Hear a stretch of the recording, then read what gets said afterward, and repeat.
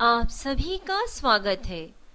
महान विभूति स्वामी विवेकानंद जी का जीवन परिचय अपनी आवाज के माध्यम से आपको बताने का प्रयास कर रहे हैं।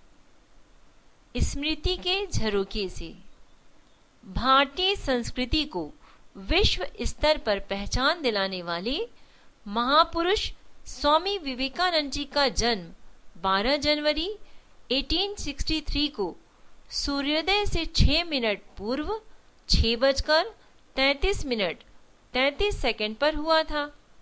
भुवनेश्वरी देवी के विश्व विजयी पुत्र का स्वागत मंगल शंख बजाकर किया गया।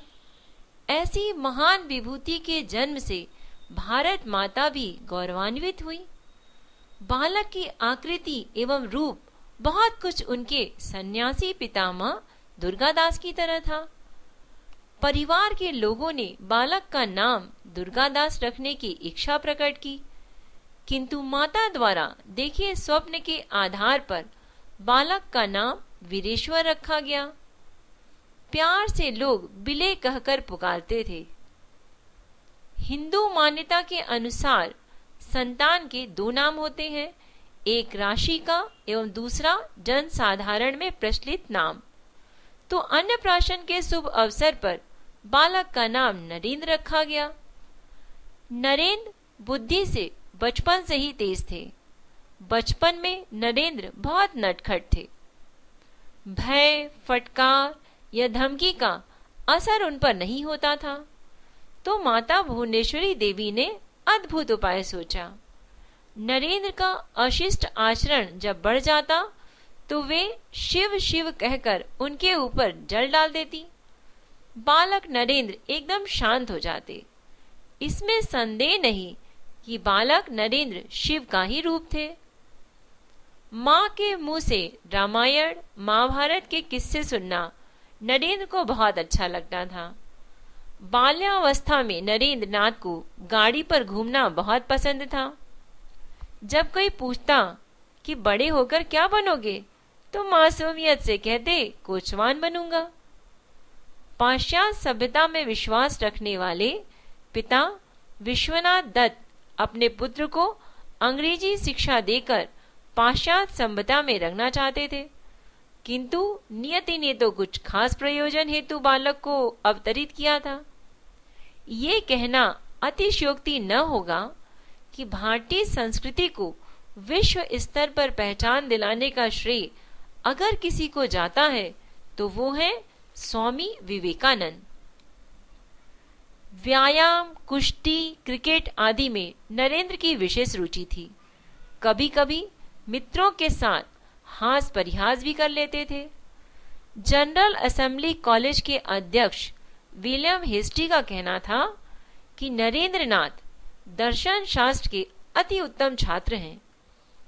जर्मनी और इंग्लैंड के सारे विश्वविद्यालयों में नरेंद्र नाथ जैसा कोई मेधावी छात्र नहीं है। नरेंद्र के चरित्र में जो कुछ भी महान था वो उनकी सुशिक्षित एवं विचारशील माता की शिक्षा का ही परिणाम है। बचपन से ही परमात्मा को पाने की चाह थी। डेकार्ट का अहंवाद, डार्विन का विकासवाद, स्पेंसर के अद्वैतवाद को सुनकर नरेंद्र नाथ सत्य को पाने के लिए व्याकुल हो गए। अपने इसी उद्देश्य की पूर्ति हेतु ब्रह्म समाज में गए, किंतु वहां उनका चित्त शांत न हुआ। रामकृष्ण परमहंस की तारीफ सुनकर नरेंद्र उनसे तर्क के उद्देश्य से उनके पास गए, किंतु उनके विचारों से इतना प्रभावित हुए कि उन्हें गुरु मान लिया। परमहंस की कृपा से उन्हें आत्म साक्षात्कार हुआ। नरेंद्र परमहंस के प्रिय शिष्यों में सर्वोपरि थे। 25 वर्ष की उम्र में नरेंद्र ने गेरुआ वस्त्र धारण कर संन्यास ले लिया और विश्व भ्रमण को निकल पड़े। 1893 में शिकागो विश्व धर्म परिषद में भारत के प्रतिनिधि बनकर गए, किंतु उस समय यूरोप में भारतीयों को हीन दृष्टि से देखते थे।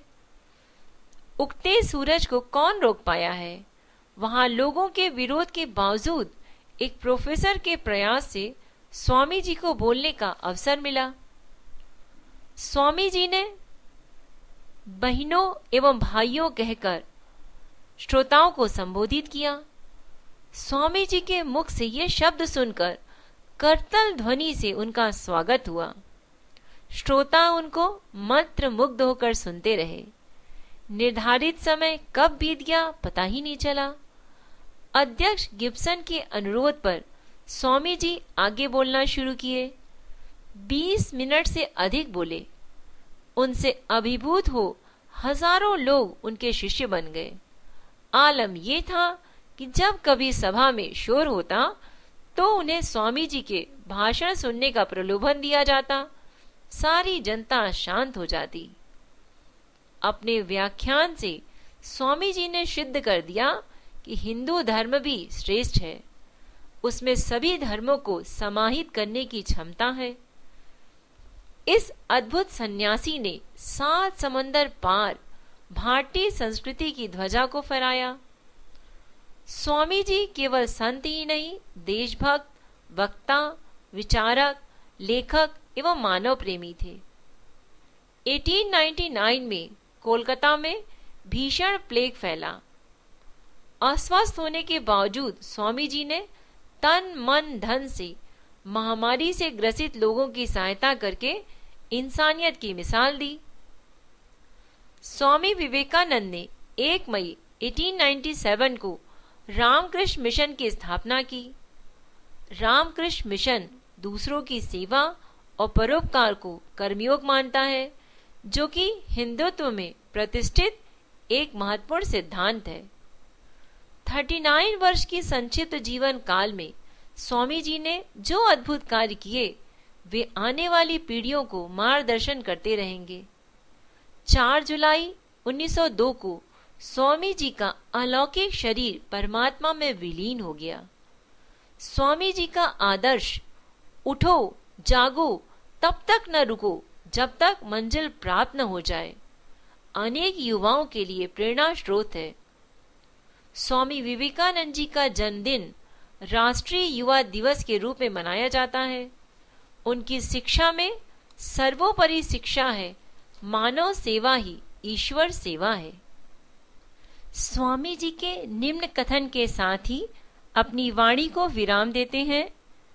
विश्व में अधिकांश लोग इसलिए असफल हो जाते हैं कि उनमें समय पर साहस का संचार नहीं हो पाता और वे भयभीत हो जाते हैं। प्रस्तुत साक्ष्य अनीता शर्मा द्वारा रचित है। ये लेख आपको कैसा लगा? आप अपनी राय हमें मेल कर सकते हैं। हमारा मेल आईडी है